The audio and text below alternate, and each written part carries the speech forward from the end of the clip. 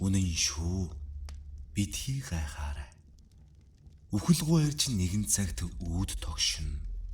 Тэгэхэд би үлдэх хүмүүст ингэж гэрээслэн.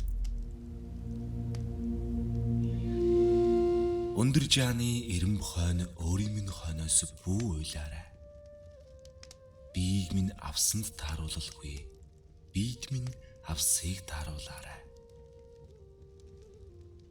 Суусан бол суусан чихтэй, сүнайсан бол сүнайсан чихтэй.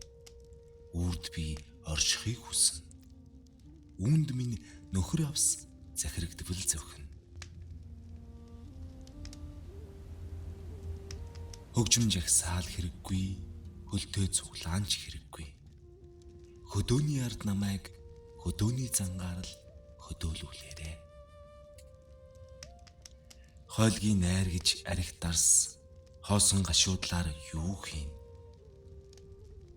Хоорондоо агсарцгаавал яс булаалдсан хотны нохтоос юуны өөр? Харин хөдөө булшин дээр минь харахад сүр бараа багтай. Эмтэлж засаагүй чулуу босгож илгэн талд нь ингэж бичээрэй. Дуусан амьдрч чадаагүй дуучин чойном энд нойрслоо. Төдөөс төдөн он цэг. Төлөвхөн даруухан байг.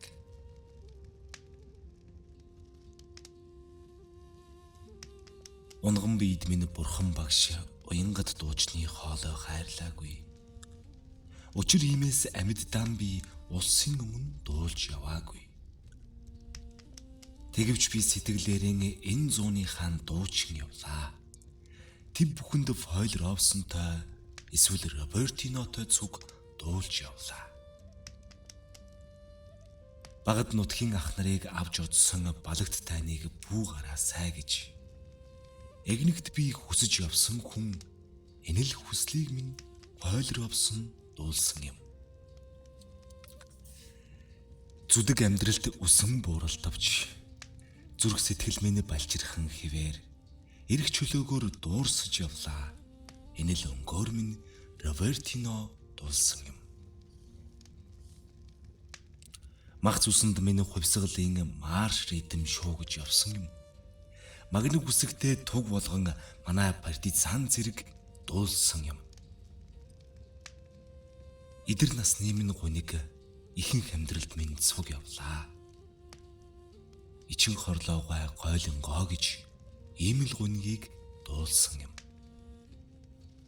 Ухаан бодол минь, хүсэл минь, уурга шиг шулуун, тал шиг уучин байлаа.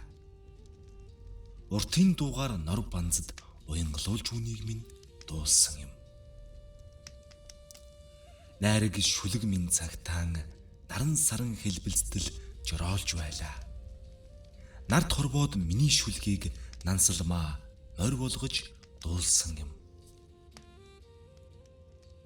Өнөөдрийнхөө амьдралын аар саархныг өөрөө би өөртөө дуулсан.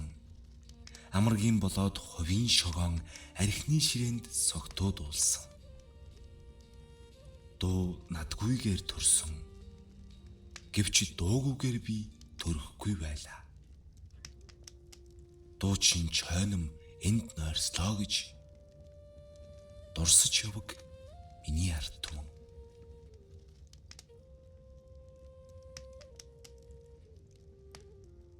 Алд биений минь намтар гэвэл амьдралын хатуу бүхэндээ аимшиггүй тулалдаж ирсэн ард чойномын түүх юм.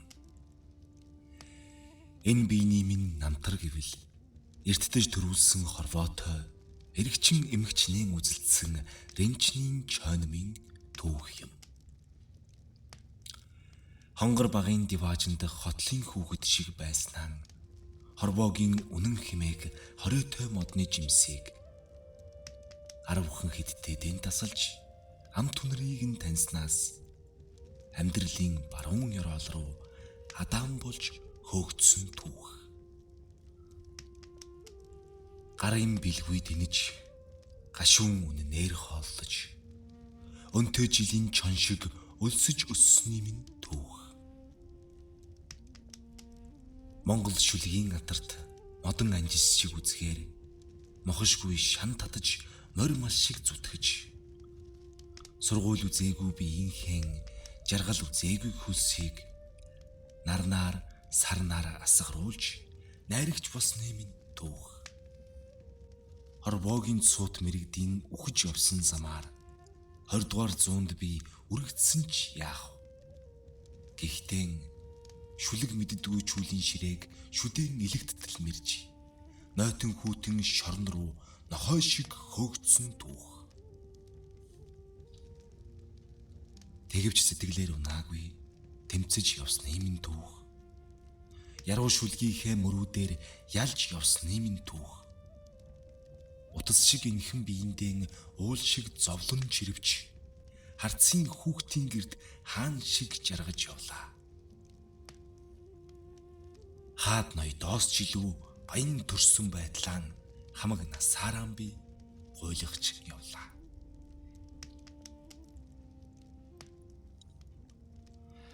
Хар толгой дотроо эрдэнийн сан агуулаастай хатаж, цангаж, өлсөж, нүцгэрж явлаа. Алдарт дуртай хүмүүс ийм эрдэнийн санг мөрөөсөж, алт мөнгөн үрсээр бас гуйлг гуйж явна. Харин би гагцхүү талхны төлөө хар багаас буурал болтлоон тэнэж өнөд эрдэнэс болсон яруу найргийн шүлгүүдээ би өмнөх талхнаас хизээж солихгүй учир. Авьяасгүй төрсөн тэр чинэлэг хүмүүс алтан валютаан тэврэн гуйлагчин хിവэр үхэн. Харин би үхэхгүй. Зууны нүүр үзэж халуун залуусын зүрхэнд Монгол шүлгээр мөнхч.